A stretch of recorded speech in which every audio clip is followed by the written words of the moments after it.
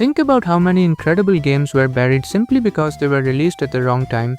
That's the true beauty of retro gaming, uncovering hidden gems that still outperform modern titles.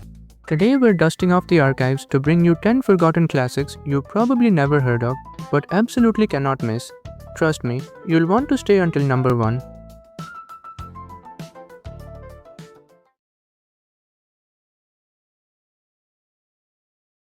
Shadow Force is one of the most unusual beat-em-ups created by Technos Japan, the same studio responsible for classics like Double Dragon and Kunio-kun. Unlike many developers who repeated the same formula, Technos was known for constantly experimenting with new ideas in the genre. Released in 1993 for arcades, Shadow Force follows 4 heroes fighting against a criminal organization called Teaser, led by a villain known as Mr. Wong.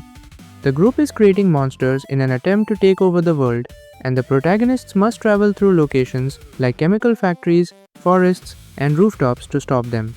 One of the most bizarre moments in the game happens near the end, when a giant monster literally swallows the player, and the following stage takes place inside the creature itself, creating one of the strangest settings ever seen in a beat-em-up. The game allows 2 players to fight together and offers 4 selectable characters: Kai, a cyborg ninja who fights with a staff; Blue, a swordswoman; Tengu, a powerful grappler with a demonic appearance; and Coyote, a beast-like fighter focused on raw strength. What makes Shadow Force truly stand out is its complex combat system. Unlike most beat-em-ups that use 2 or 3 buttons, the arcade version uses 6 buttons, similar to fighting games. This allows players to perform a large variety of attacks, including high and low strikes, grabs, special moves, and powerful screen-clearing bombs. But the most unique mechanic is the ability to possess defeated enemies, temporarily taking control of them and using their abilities in battle. With its experimental mechanics and creative ideas, Shadow Force remains one of the most ambitious and unusual beat-em-ups ever created by Technos.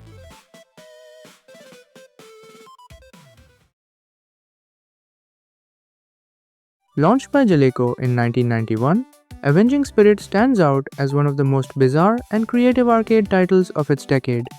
On the surface, it looks like a standard side-scrolling action platformer, but its core mechanic completely reinvents the genre. The plot kicks off with a dark tragedy. Thugs attack a young couple, murdering the boyfriend and kidnapping the girl for a criminal syndicate. Refusing to pass on just yet, the boyfriend returns as a ghost on a mission to save her before he can finally rest. The brilliant twist? As a spirit, you cannot fight foes directly. Instead, you possess their physical bodies. Taking over an enemy grants you their unique weapons, health, and combat moves. Throughout the journey, you can hop into various characters, from melee fighters to gun-wielding thugs and projectile shooters. Spanning 6 stages and 6 boss fights, the game is relatively short, but the body-switching mechanic ensures the gameplay never grows stale. Unlike the notoriously brutal arcades of the 90s, this title has a mercifully fair difficulty curve, making it much more approachable to beat. Decades later, Avenging Spirit remains an unforgettable classic, proving how one genius gameplay concept can stand the test of time.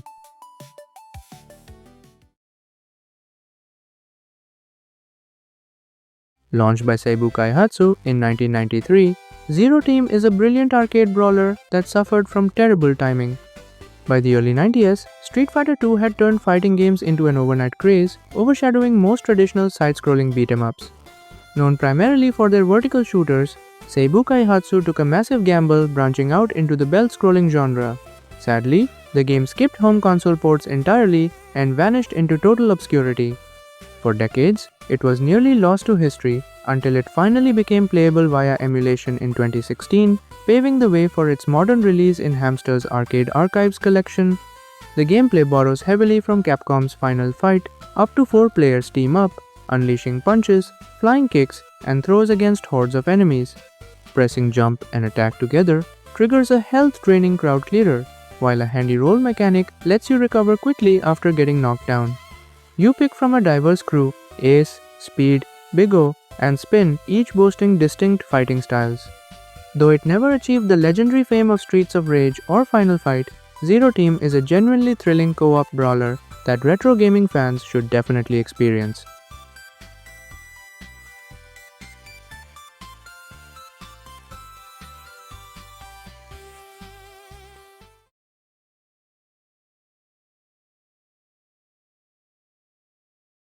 When it comes to classic arcade titles, Hammerin Harry, known in Japan as Daiku no Jensen, is a standout. Released in 1990, it puts you in the boots of Harry, a carpenter with a giant hammer and a fierce attitude. The premise is hilarious. A company called Rusty Nail wrecks Harry's house. Instead of calling authorities, Harry seeks arcade-style justice by smashing everything with his massive hammer. Gameplay is straightforward yet creative. You can swing your hammer to crush foes, crouch to use it as a shield, or slam it down to trigger a shockwave. Stages are filled with interactive objects like pipes, bricks, and crates that you can shatter and launch as projectiles. In one cool moment, hitting a stack of pipes sends them rolling into water, creating platforms for you to cross. True to its roots, the game is tough, one hit means death, but fair checkpoints keep the challenge thrilling. It later received Famicom and NES ports, adapting the 8-bit hardware. With its expressive sprites, quirky humor, and chaotic hammer action, Hammerin Harry remains a delightfully underrated platformer.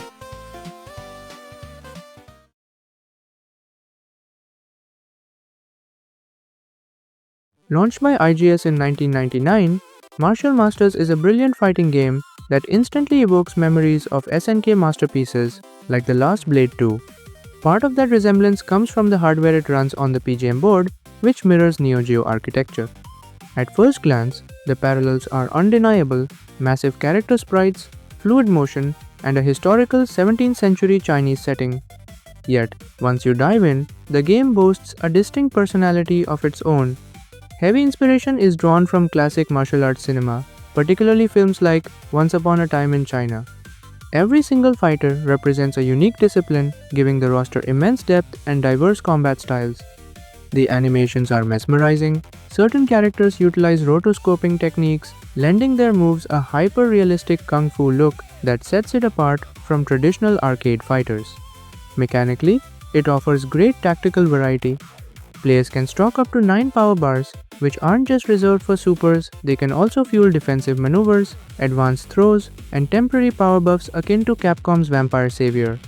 Visually, it is an absolute stunner, featuring intricately detailed stages and expressive fighters. While it may not have achieved the massive global fame of Street Fighter III or Garou: Mark of the Wolves, Martial Masters remains an unforgettable, highly polished arcade treasure.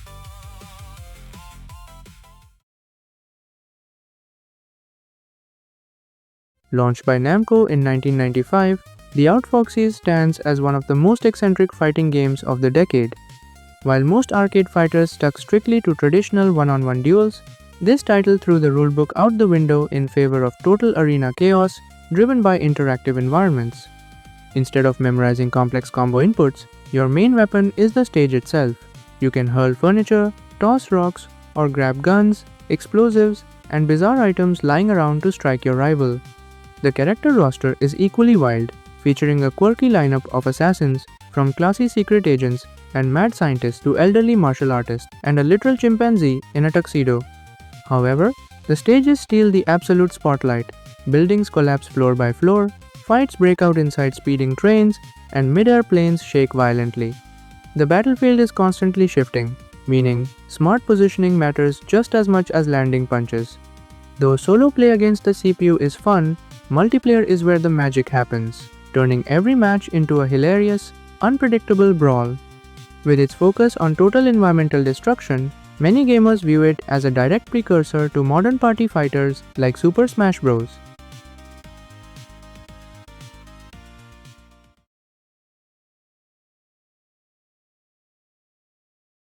Launched by Capcom in 1990, Carrier Air Wing is a brilliant arcade shooter, though it frequently gets overshadowed by its sibling release, UN Squadron. While both share a similar aesthetic, UN Squadron made the jump to home consoles, whereas this title remained a true arcade exclusive. You pilot modern fighter jets to defend against a militant global superpower. Before taking off, you select from iconic aircraft like the A-7 Corsair II, F-14 Tomcat, or F-18 Hornet, each offering distinct handling and weapons. The gameplay follows classic side-scrolling shooter rules, but introduces clever twists, most notably dynamic environments. Instead of flying over generic flatland, you zip under highway overpasses, weave through towering city skyscrapers, and skim across rugged hills. Complete with tactical mission briefings, weapon power-ups, and epic boss fights against massive military hardware, the action never slows down. Visually, it was a tour de force for its time, featuring incredible depth of field backgrounds and dramatic animations where downed foes plummet to the earth before exploding. Co-op play is a lifesaver when the difficulty spikes later on. With tight controls and thrilling dogfights, Carrier Air Wing stands as one of Capcom's finest hidden gems.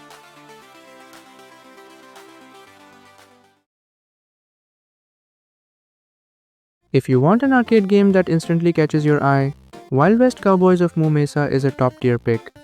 Launched by Konami in 1992, it was inspired by a brief animated series about justice-seeking cowboys who happen to be literal cows. As wild as that sounds, it translates into an absolute blast of an arcade shooter. If you have ever played classics like Sunset Riders, the gameplay will feel right at home. You pick one of 4 heroes, Colorado Kid, Dakota Dude, Marshall Moo Montana, or Buffalo Bull, on a mission to save Lily Bovine from the villainous Masked Bull and his outlaws. Across 7 creative stages in Mesa, you blast foes in 8 directions while grabbing power-ups. A standout feature is the charge attack, letting characters dash using their horns to smash barriers and stun enemies. Unlike many brutal arcade shooters of that era, this game uses a health bar instead of one-hit deaths, keeping things fun and accessible. The stages are vibrant and diverse, featuring train chases, exploding towns, and thrilling flight sequences where giant eagles carry you through the sky. With Konami's signature detailed sprites and smooth animations, it is a timeless gem. Even though the cartoon faded away quickly, this remains an underrated multiplayer classic.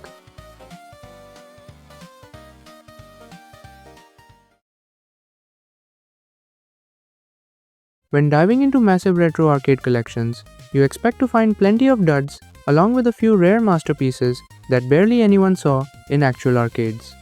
Gaia Crusaders, launched in 1999 by Noise Factory, the masterminds behind the Sengoku series, is the definition of a hidden treasure. It is a high-speed beat 'em up packed with flashy combos, screen-clearing magic, and massive boss encounters. The premise is straightforward.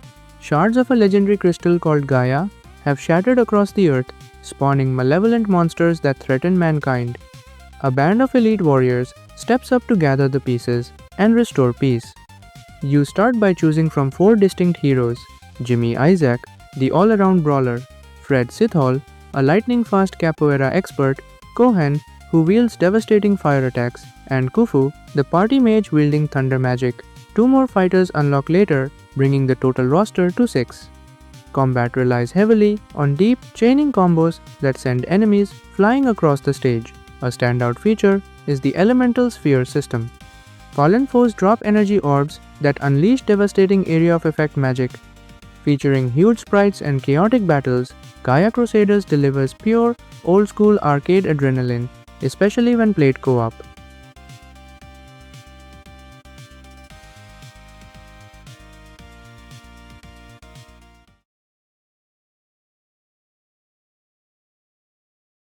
During the height of the franchise's 90s craze, it was no surprise that Sailor Moon spawned multiple video game adaptations. However, one of the most fascinating entries is Pretty Soldier Sailor Moon, an arcade-exclusive beat-em-up launched in 1995. It was developed by Gazelle, a studio founded by ex-Toaplan developers. Since Gazelle was famous for making shoot-em-ups, seeing them pivot to a side-scrolling brawler caught many retro gamers by surprise. The gameplay sticks to classic brawler traditions. You punch, jump, and dash through enemy waves. It also features a screen-clearing special attack system akin to Golden Axe, where characters blast away crowds with powerful energy moves. Collecting prisms scattered across the stages helps power up these abilities. Be warned though, the difficulty spikes hard when large mobs swarm you, making smart positioning essential. Aesthetically, the game is a stunner. It boasts large, detailed sprites, smooth animations, and gorgeous transformation sequences straight out of the anime. To top it all off, the original anime voice cast returned to voice their characters, giving it an authentic charm missing from most console ports of that era. Featuring vibrant visuals, energetic action, and a punishing challenge, this remains the absolute pinnacle of Sailor Moon arcade games.